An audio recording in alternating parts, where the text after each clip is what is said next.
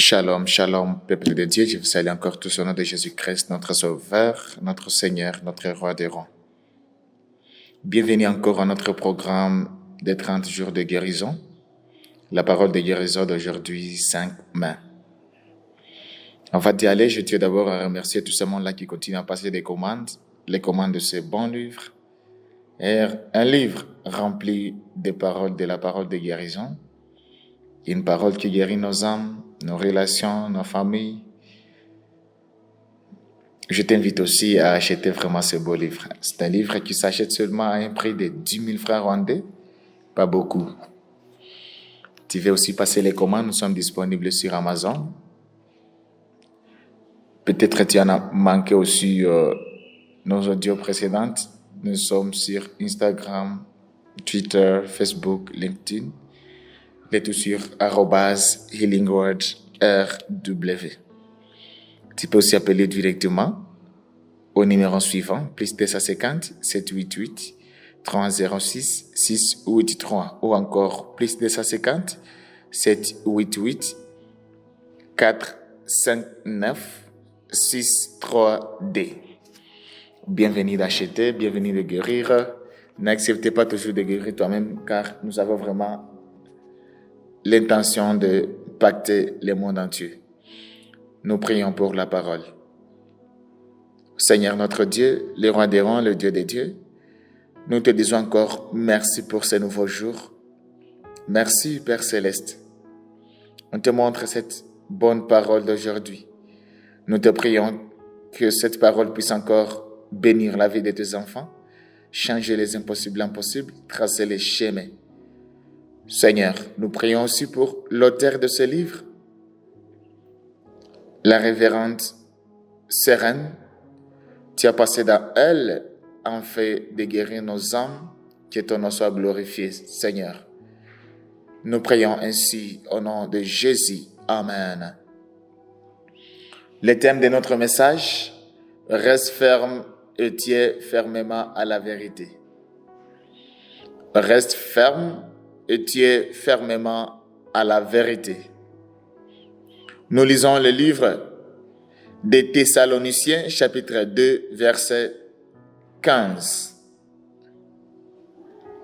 qui dit « Ainsi donc, frères et sœurs, demeurez fermes et retenez les enseignements que nous vous avons donnés, soit par la parole, soit par lettre. » Amen. Chers frères, chères sœurs, chers lecteurs, nous vivons dans un monde où la vérité est constamment redéfinie. Ce qui était autrefois considéré comme juste est aujourd'hui remis en question. Et ce qui était faux est souvent présenté comme vrai. De nombreuses voix cherchent à influencer nos pensées, la culture, les médias, les opinions, créant confusion et instabilité. Dans un tel environnement, il est facile de se sentir spirituellement élabré. Tu peux te sentir ébranlé, les doutes peuvent s'installer, la peur peut grandir et les pressions peuvent affaiblir nos convictions. Pourtant, Dieu ne nous appelle pas à vivre dans l'incertitude. Il nous appelle à rester fermes. Ce verset n'est pas simplement un encouragement, c'est une instruction divine. Il nous rappelle que la stabilité ne se trouve pas dans les circonstances, mais dans la vérité. Lorsque tout change autour de nous, la parole de Dieu demeure immuable. Lorsque nos émotions influencent, ses promesses restent solides. Reste ferme signifie refuser d'être déplacé par ce qui est instable. S'attacher à la vérité signifie s'accrocher à ce qui est éternel. Aujourd'hui, Dieu t'appelle à ancrer ta vie, non dans des opinions, ou les sentiments, mais dans sa vérité inébranlable. Au nom de Jésus. L'église des Thessaloniciens était jeune, mais pleine de zèle. Pleine de zèle, pleine de zèle. Cependant, elle faisait face à de fortes pressions. D'un côté, la persécution extérieure menaçait les croyants. De l'autre, de faux enseignements semaient la confusion. Un des sujets majeurs des troubles concernait le retour de Christ. Certains croyaient que le jour du Seigneur était déjà passé, ce qui était provoqué peur et désorientation spirituelle. Des hommes ou des enseignants confisaient des messages contraires à la vérité que Paul avait transmise. Face à cela, Paul écrit pour corriger ces erreurs et fortifier leur foi.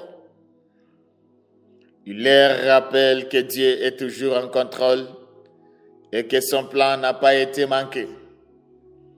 Il les exhorte à revenir à la vérité qu'ils ont reçue de le début. Son message est clair. Ne soyez pas ébranlés.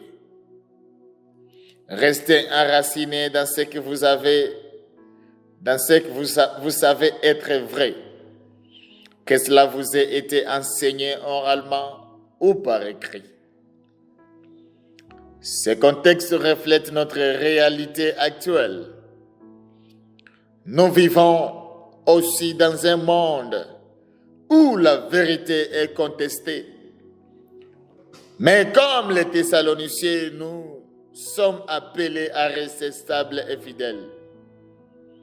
L'expression « demeurer ferme » vient du grec stekets. Demeurer ferme vient du mot grec, ce qui signifie stekets, qui évoque l'image d'un soldat tenant sa position sur les champs de bataille. Il ne s'agit pas d'une passivité, mais d'une résistance active face à la pression. Rester ferme signifie tenir bon.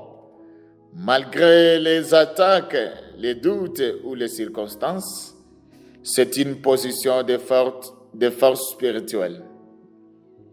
L'expression « retenez » du grec « krakeit » signifie saisir fermement, ne pas lâcher prise.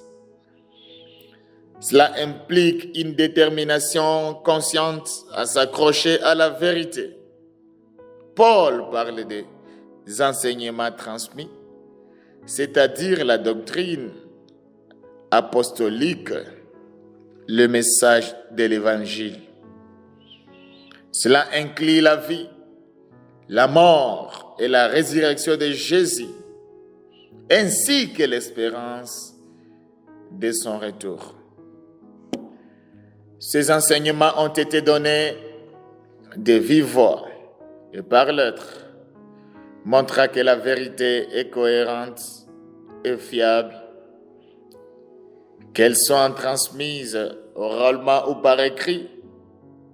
Paul ne donne pas un simple conseil, il donne un commandement rempli d'amour et de diligence. Il sait que sans attachement ferme à la vérité, les croyants peuvent facilement être égarés. Dans l'état de certitude, la vérité devient une encre. Elle stabilise les cœurs et éclaire l'esprit et guide la vie. Au nom de Jésus.